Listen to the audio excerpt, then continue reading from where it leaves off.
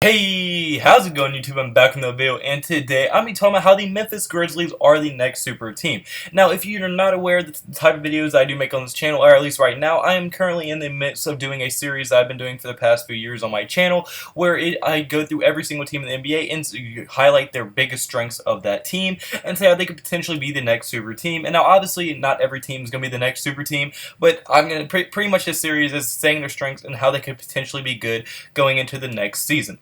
So yeah, that's basically what this video is about. So if you're new around here, now you got what it's on. If you do like the video at any point, hit the like button and subscribe button. I mean the absolute pardon me. And without further ado, without running on too much, just get right into this video.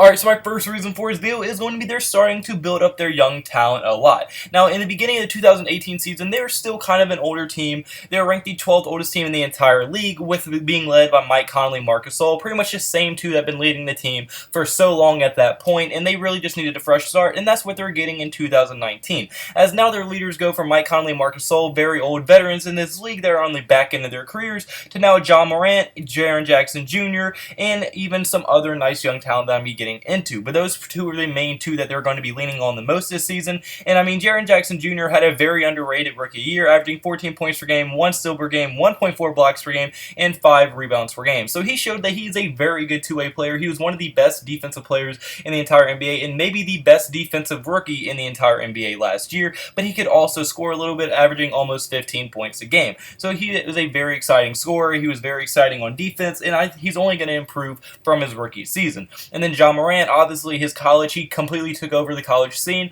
and I mean, if it wasn't for Zion, he would have been the consensus #1 overall pick for sure. But I mean, John Morant, he's extremely athletic, he can score, he can pretty much do everything. He carried his team in the first round of the NCAA tournament. Now, he ran into a team that he just couldn't beat by himself in the second round, but in the first round, he was able to carry his team past that round, and he really showed that he can win games in big moments when he has to. So I think them two are going to be a very nice combination of players, but not only do they have players like John Morant and Jaren Jackson Jr., but they also have a guy that I really like in Brandon Clark, who last year did get drafted in the 2019 draft, and he had a great summer league, even winning the summer league MVP, and was a big reason why the Memphis Grizzlies, I'm pretty sure, won the summer league in general. So Brandon Clark, he looks like he could potentially also be a steal of the draft. So I would not be surprised at all if they have a big three going into the future with them, and I mean, they're going to just keep continuing to build up their young talent. So I mean, even if they don't make the playoffs and they get another lottery pick, that might even help them more, because now they can address the small forward or shooting guard position in the draft.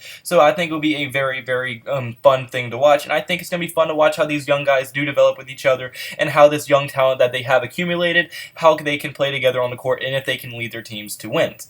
But now my second reason is going to be they have a fresh start. Now what I mean by this is, for the first time in a long time, the Grizzlies won't be led by Marc Gasol and Mike Conley. Now, no matter how much as a fan base you like those two players, it has to get old constantly getting the same result, being a playoff team but not really a good playoff team. But then even when they were getting older in their career and they weren't as good as they used to be, they weren't even a playoff team. So it has to be getting kind of boring to see the same exact faces leading a team, same results every year.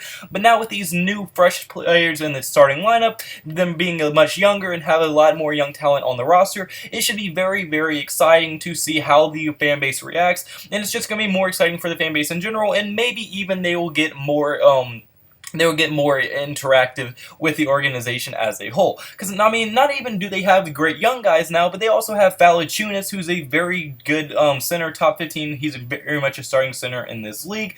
John Morant, Jaren Jackson Jr., I mean, they have Brandon Clark. They have a very good team. Dylan Brooks, I mean, I think a lot of players on their starting five are extremely, extremely solid, and I would not be surprised at all if we do see them sneak into the playoffs this year.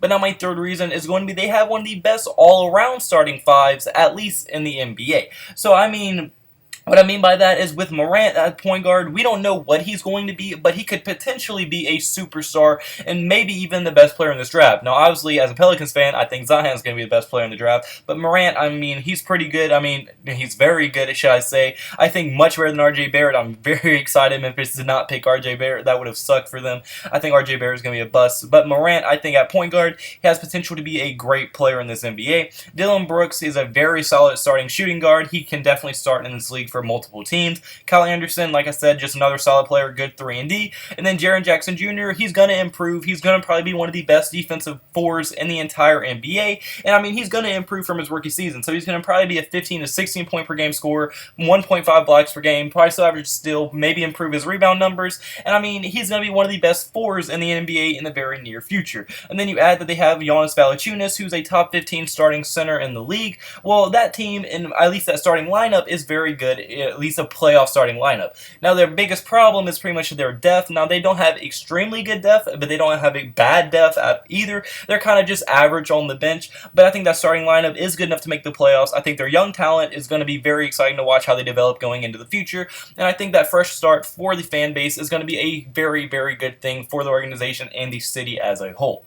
But unfortunately, guys, that's going to be it for this video. So comment below. Do you agree with me? Do you think that Memphis Grizzlies could be good going into the future? Do you think that? What do you think they will make the playoffs? What do you think the record would be? I want to hear all your thoughts in the comment section below. And who do you think will be the best rookie out of this draft? I just want to hear all your thoughts in the comment section below. We are kind of getting towards the end of this next Super Team series, so I mean, these videos are going to start coming out a lot more because the season is pretty close now, so I'm going to have to get this series over with before the season starts. But yeah, so yeah, if you do like the video at any point, like I said in the beginning, like the video, comment, like, subscribe. It would mean the absolute world to me. Y'all been killing it with support on all the videos lately, and I cannot thank y'all enough. So like I said, if you did like the video at any point, like button, subscribe button, and I hope you have a blessed day. Could I have a blessed day, so you need to have a blessed day.